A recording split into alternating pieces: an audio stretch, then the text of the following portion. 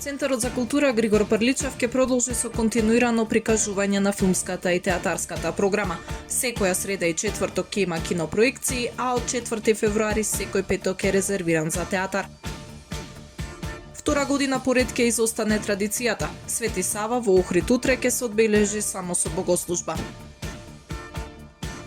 3326 лица се евидентирани како невработени во Охрид, заклучно со 31 декември 2021 година.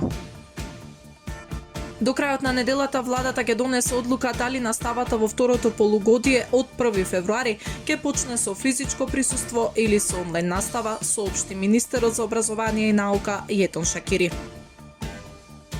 Времето утре променливо облачно. Температурата во интервал од -5 до 1 степени Целзиусови. Следевте една минута вести на Охрид Нјуз.